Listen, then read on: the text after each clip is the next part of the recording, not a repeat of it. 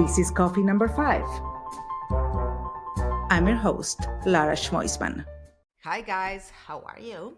I hope your coffee is ready because today we're going to have a good one. So I believe it was a year ago, my husband always make this joke that I meet a lot of people in coffee shops, and it's true. And I met Don at the coffee shop. I read who he was. At the beginning, of course, I didn't know how he looked, but I saw in his tag name uh, who he was, and I was, oh, this is an interesting conversation. So I stopped him and say, I want you to be in my podcast. So today we have Don Allen. So Don, welcome so much. Welcome to Coffee Thank you. Number 5. Thank you so much for being here. Yeah, thank you for inviting me. I don't get asked. I think this is only my second one. I haven't done many podcasts, but I definitely remember meeting you the first time. We were standing in line at the coffee shop there, right outside of in Mandalay, right? Because And it was Mandalay Bay, yeah. yes, and a conference center in Las Vegas. And for sure, it was very hot. But anyway, so Don today, he is the CTO of Moda Operandi. He comes from an incredible trajectory of working at Costco, Ecom, and then working at drugstores, Zulily. He has an incredible story. But something we were talking before the podcast was on how important is to have a good user experience. And besides the looks, we need to make sure that when we're showing something, we show it the right way.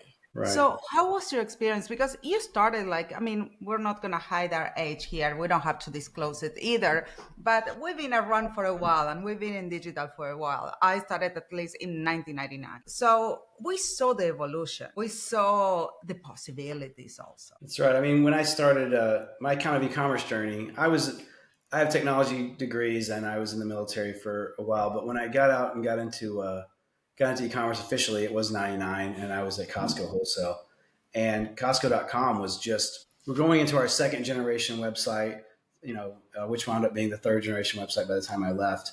And there were only 3 of us in the technology area for Costco. I think we had 3 front-end web servers, a middle tier server, and a database. And we were just getting started. And back then, like I was saying a little earlier, back then, the goal was to create a website that looked compelling. And, we had the product because we're tying into the larger part of Costco. But if you roll forward now, 25 years later, making a compelling website is table stakes for everyone because, whether you're going to use AI to do it or whether you're just going to go and use one of the use Shopify with a great template or Salesforce, Commerce Cloud, or even Wix or something like that. Like you can bring up a website that looks as good as any other website in a day or two. The product is the key. And, there's a lot of companies that have great product that can't sell the product. There's companies that have great websites that don't have the right product on it. And then there's the third problem, which something we've been trying to tackle as of late with Moda Operandi, which is what if you have too much product for someone to look at one time? So the problem there is you have a good looking website, you have the right product, but the right product is the right product for the right customer. So you can't show the same product to every customer. So what do? You use, there's AI enabled tools now that look at the purchase history of customers to try to show them the products that they're most compelled to purchase. If you come to Moda Operandi and you search for, let's say, Gucci or Valentino, then we want to pull the product that you're most likely to want to see. If I'm someone who buys belts and you're someone who buys handbags, well, we would like to preference the handbag results for the brand for you and the belts for me because we're more likely to convert. But it's, you have to figure that out because you also don't want to show them just exclusively what you think they want to buy because they may be looking for something else. So it is a constant song and dance with product and customers. So do you keep brands only that they're performing, or you let the brands be there all the time, even if they don't perform, just to have quantity for as a place that people can come and explore? Yeah, Moda is definitely a fashion play, and the fashion industry. And look, I'm not an expert in the fashion industry. Maybe the technology. Look at you. The technology that it uses, but certainly not the fashion industry itself. We have people that, like our chief merchant, April Henning, and we have lots of people on her team that are extremely good and knowledgeable of fashion. So what they're doing is they're buying what's relevant now and what's probably going to be relevant in the near future, and they're getting that on the site. And they're really the experts. They're going to Paris and Milan and New York Fashion Week, and they're looking at what are the trends, trying to buy those trends and get those trends available. And it's kind of a song and dance between buying the things that are trending and buying things and creating your own trends, because we have, our founder, Lauren San Domingo, is a fashion icon. So Lauren has Lauren's Closet on the site. If she goes and she puts things in as a selection, a curated selection of things that she likes, well, she can do more than just reflect what the fashion industry is doing. She can actually create, The trend. something, and she can, augment what's already happening in the fashion space by having her own curated selection of it. So it's hard to know. Like I'm always reminded of whichever quote you want to choose. Steve Jobs would say, "If I gave people what they wanted, I would have given them a better keyboard on their phone." Right? And Henry Ford may or may not have said, "If I gave people what they wanted, I would have given them faster horses." But you have to be careful that you're not just responding and having the product you think people want to buy. You should have that, but you also need to have your own. Yeah, if you have your own opinion about fashion. In the fashion industry, you have to have an opinion about what fashion is. And that's what the experts at Moda do. My job is to try to use the technology and the technology available to me to put the right product in front of the right customer based on the amount they like to spend, the product they like to see. Because it's really all about, like you said, it's about having a good looking website. But at the end of the day, it's about converting that product on the site and giving people what they want. Absolutely, but also it's about visibility. So how can you, I mean, right now we're in the new era of AI, SEO is everything in every platform. Even, yeah, we cannot say that it's social media anymore. They're their own Right. search engines. And now there are integrations between Instagram and Google. So how you get visibility for this huge amount of products that you have on the platform? It's gotten harder than ever now because a few years ago, I think maybe let's call it 3 or 4 years ago, Google really and not just blaming this on Google, other search engines as well. They really changed the game with respect to SEO, or search engine optimization. It used to be organic search engine optimization was have your product out there, have it compelling, have a good write up. It gets pulled in by the crawlers and it'll show up on the page when someone searches for, let's say, a high fashion shoe or something. If you look now, if you do a standard search on Google, you have the searches that people are paying for, and then you have kind of an AI result, and then you have another layer where these are the secondary market where they're also selling ads. You And then really you don't don't have see anything first organic. page, and you don't have first page, second page anymore. Everything is No, one you don't page. see anything organic now. You have to scroll down to see any organic content on search engines now. So the idea, search engine optimization, it's not what it used to be. Because it used to be you try to game the system and get your content out there and make it relevant and try to lift your sales. And now um, it's much more difficult. You can't just, if you don't want to just buy the ads outright, which sometimes you have to, then you have to find other clever ways, like you were saying, like finding a way through social media, finding a way through, having a voice in fashion and being at these events and having people watch the events and the recordings that are on social media, not just because you're trying to sell them something, but because you are seen as an expert in the space. Yeah, you're becoming an authority in space, and that's you need to be relevant. But in a case that you have like a marketplace, you are not only an authority for yourself. You need to give authority to other brands. We just put in Marketplace about 2 years ago. We enabled Marketplace technology through a platform called Miracle, and our Marketplace is growing. Um, but really, our Marketplace, for us, the Marketplace has generally been things that are hard to store and ship, kind of hit the Marketplace. Things like, sheets and, other high end product that we don't want to store in a warehouse for an extended period of time. How do you use the technology in the website that is different from what you do in the stores? Yeah, I mean, well, it's kind of the same problem in the stores, right? Because if you're in a store, where do you put things in the store? Like, if you go into a Costco, I worked for Costco for years. They're great merchandisers and marketers at Costco. And you have the end caps. You walk through a Costco, you've got all the end caps on there. right? They push Hmm. things to the end. That space is, they're very competitive for that space, people that are trying to sell product. Those end caps are very analogous to what happens on a category page listing on our site, where at the top you have a banner pushing certain product. Those are kind of your end caps. So it's not that different from trying to figure the same thing out about placement in the store, because some customers will walk through a Costco like this. They'll view all the end caps. They won't go down an aisle unless the end cap grabs their attention. But some people will go down every single aisle. So you have different kinds of shoppers. Recognizing the kind of shopper that someone is online is much easier than it is in a store. And you can reshape the store online. You can't reshape a physical store. So if you know someone is someone who goes down all the aisles, don't make them. Like, give them a scavenger hunt type of feature. Give them something where, hey, you want to see some random product from an area, give me an idea what you're looking for. I'll show you some random things if you're really into browsing for interesting things. But if you really just want to see, like, what are the fast movers, the most popular items, then you should show them those, right? And you can't do both. You can't do exclusively one or the other, because it's really dependent on what the shopper wants to do. Because online shoppers are very different. Well, they're not that different from store shoppers, but what makes them different is that you can determine from the behavior what kind of shopper they're likely to be, and you can on the fly Let me change the ask you store. a question, because this is really interesting that you're mentioning. You feel like it's a different quality of shopper, the one that it goes online, that it goes to the stores? No, they're the same people, right? I don't mean to say that they're different. I think the difference is that online you can determine whether someone is, someone who goes through every aisle or someone who views the end caps. And once you determine what kind of shopper they are, you can customize the experience for that shopper.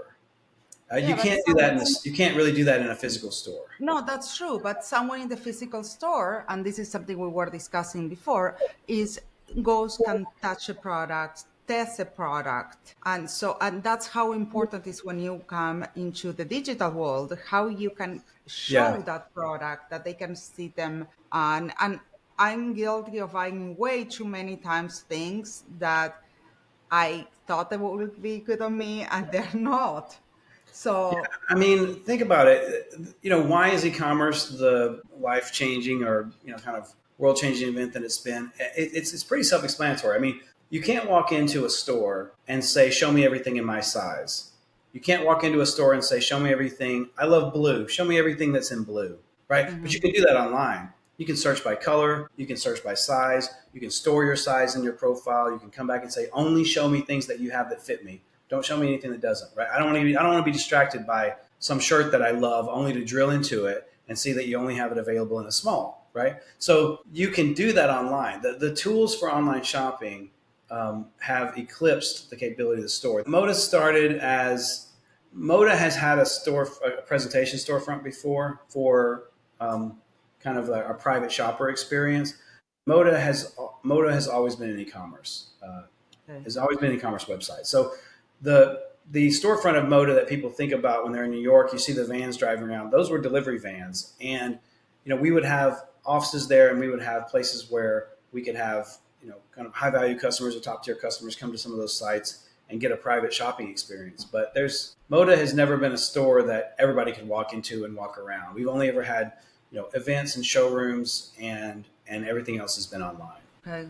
Okay. I didn't know that. I really thought that it was more like a showroom and then evolved from there. Well, a lot of our, the people that run Moda, a lot of the people in the executive team have come from, storefronts that had e-commerce experiences. So they really know both sides of that business. But for the Moda side, with the exception of, like I said, those pop-up events that we'll do and certain events that we'll do at Fashion Week, Moda is exclusively an e-commerce experience. So, how do you keep up with the new technologies and how you decide to bring in new technologies? What's your process? Yeah, so it's been, one of the things about fashion is the most important thing about a fashion company is the product, right? It really is. I mean, of course, we have to have the technology to move the product. We have to do all the other things to track our customers and delight our customers when it comes to the digital experience. But, if Moda doesn't have the right product, it's never going to be successful, right? No matter how good the technology is. So we don't lose sight of what's most important to us. When it comes to technology, though, we went through a system of kind of designing everything ourselves. So the first iteration of Moda, which is still around, some parts of it are still around, we built this completely bespoke e-commerce experience. So it's not running on someone else's platform. It is developed as a standalone e-commerce experience. All the code was written by us. Over the last few years, we've started to introduce like Miracle, for example, for the marketplace, ERP systems that we're moving more into, such as NetSuite, and now looking at the future, probably Shopify for the future, where we're going in and moving the storefront over to Shopify. What we're trying to do now, we built everything before. And what we're trying to do now is we want to build for competitive advantage, but we want to buy commodity things. And what I mean is, quite simply, no one's going to write their own email system anymore. There's too many good email providers out there, right? Yeah.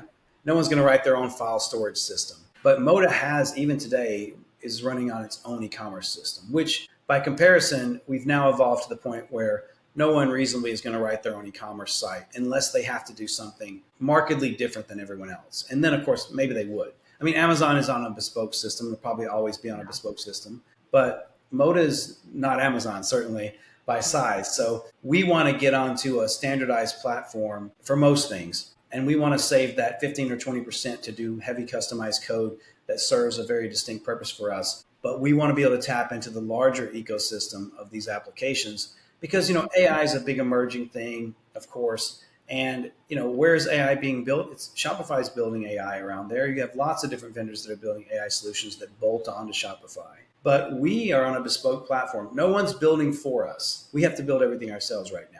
No one's going to build. Man, No one's that's going to build a hard. search engine that's going to plug into our site easily because it's so custom. So we need to move to a platform No, that, and I'm sure that that's affecting also your SEO and your organic reach. yeah, it probably would be if SEO weren't such a, SEO is pretty much wiped out at the moment like we were talking about with the search engines. But we do a pretty good job of giving we can feed the SEO when the bots come. We give them all the right content that they want. We do everything we can to help there. But the things that I worry about are, if Shopify came out with a wonderful AI search prioritization feature, every company on that platform would leap over us in that functionality because we haven't built it. So we don't want to, a lot of people would say, well, if you go to Shopify, it's a level playing field. But the point of that is Shopify or whether it's, Shopify or Salesforce or BigCommerce or anything else, those playing fields may be level for the companies that are on them. But if you're on a bespoke platform, you're not on a level playing field with them. They're actually ahead of you because if someone comes out with a great feature that plugs in automatically to one of those Yeah, it's all platforms, the they can't integrations and use it. yeah, all the integrations. You need to build a new API to Right. work Like with them. our Miracle implementation, when we first spoke with Miracle about the implementation, they gave us a timeline. And we said, well, if it's going to take longer than that for us, so it takes us a couple of extra months to get everything set up. Uh, that time is important. Time is money. We spent more time doing the integration because it was necessary because of the bespoke nature of our website. Hmm. So we are trying to change that by getting onto a newer platform that allows us to only build things that give us competitive advantage. And when you are make this decision, do you, for example, if you need to onboard into a new platform, how do you approach this move? It's a plan, you have an external team to do it. How do you work? And because when there is a testing of the platform, one is done, there's a lot of work transferring everything from one place to another. It And is. since you're there, you're gonna optimize some things too. It's scary because people want to, even some of this, we've designed all the systems ourselves, like I said. Some of those systems are great. Some of them are not so great. But even the ones that are not great, that make it difficult for people to upload product or change product, they still know how to do it. And when you start talking about a new system and you give them a new, let's say a new PIM, product information management system, for them to go manage the product updates and make the updates for the images, they still have to learn something new. So even though the system we're using might have idiosyncrasies, they know those idiosyncrasies. So part of the problem is you have to get buy-in from the business because what we're saying to them is, hey, we're going to change the way that you're doing the catalog management for the website. And their first question is, oh, great, it's changing because it's going to get markedly better. Well, not at first. It's going to get us onto a new platform, and then we're going to have opportunities to improve. But you're going to have to learn something new. You're going to have to trust us and learn something new I mean, just for your the whole sake of doing team the will same need to job. basically your whole team will have to learn a new Yeah, the way. whole company has to be involved in the migration because they have to get the training, they have to know the changes are coming, they have to work with us to, in some cases, work a little harder to get the same work done at first, maybe. Yes, for So sure. it's, it's a huge effort, and it's very scary because you can't treat these things like technology projects. You have to treat them like company projects. And when you are launching, like for example, every time you launch a website, you have like soft launch. But in this case, you have to do a transition, which make it at some point you need to say it's go time and just do the switch. Yeah. This is a long time ago, but when we did the second generation Costco site, I remember when we launched that. It was one of the things that we did there that I would never do again. We went into it thinking that we would just change everything and launch it all at once, and that's what we did. So we had the current site running, and we go and we developed a brand new site, and any changes that we had to make to this site that were necessary, we had to make to both. So this site's running concurrently with the new one, who's like the prototype site, and we spent over a year working directly with Microsoft, launching on what was then called Jupyter, which is now called Yeah. Commerce Server.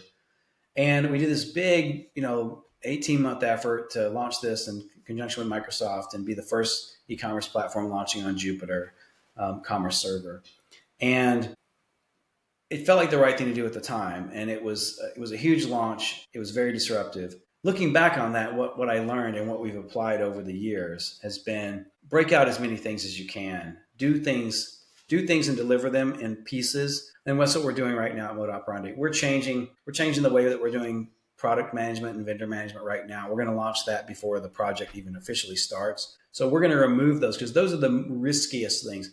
The biggest problem you can ever give a company like Moda that's trying to sell product is if I stop them from ordering product and I stop them from receiving it, then nothing else is going to work. Because if you don't have the product in the door, you can't ship it out. So we're doing those areas of the project first to de-scope, de-risk the project, and then we'll focus on the front end. So and then for the front end, we'll even break apart things that we That, can't, that's like the that's PIM smart. and the site. That's Yeah, I smart. mean that's something I learned through experience.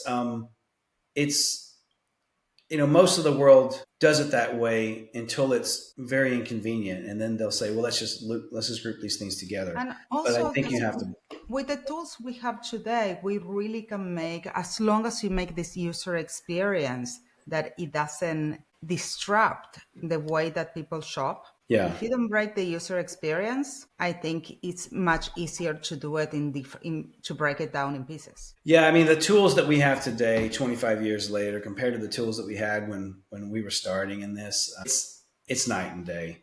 It's almost I don't want to sound like the old guy who's like get off my lawn, yelling at the kids. I see people today. I see people coming out and they're developing, and they got AI assisted development, and they're writing code, and they're getting all this error correction stuff built in, and then you have like things like garbage collection and application code that's just there cleaning up memory leaks. When we started, none of this really Ah, existed.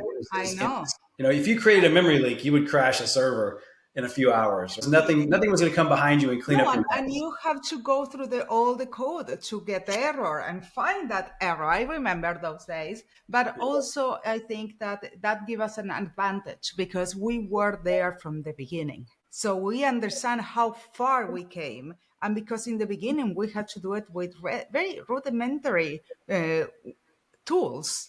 Right. And we have to imagine the possibilities because we were the ones. What if I do this? What would it happen? Would it be Right. possible? And then you crush the whole thing. It's good to remind yourself that NASA put someone on the moon in 1969 with less technology than I have sitting on my desk. And what have I done with this amazing technology today? I've done a few meetings and I've answered a lot of emails. That's what I've done with it. So I think we have to not get too full of ourselves sometimes because we have all of these wonderful tools that are available now. And we have to challenge ourselves to do something really interesting and new with them and find creative ways. It's about creativity now because everyone has access to the same AI tool sets it's a level playing field in the AI tool set for the most part.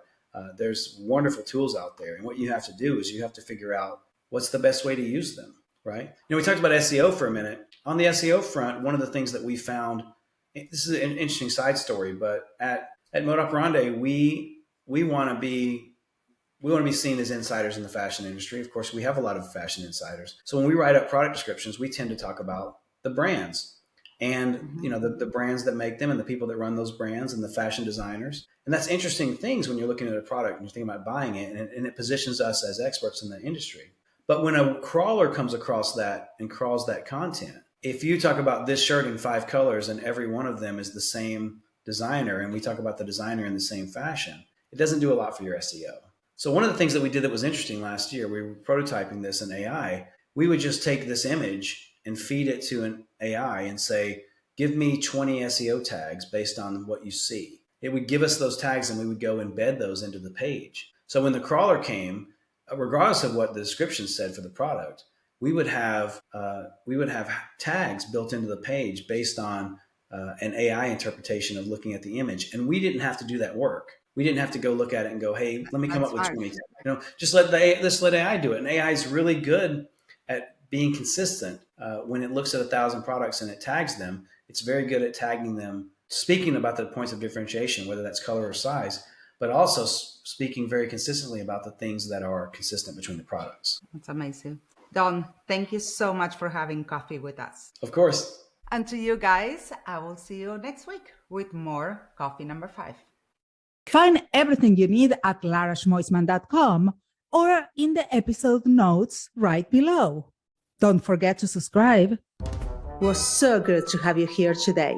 See you next time. Catch you on the flip side. Ciao, ciao.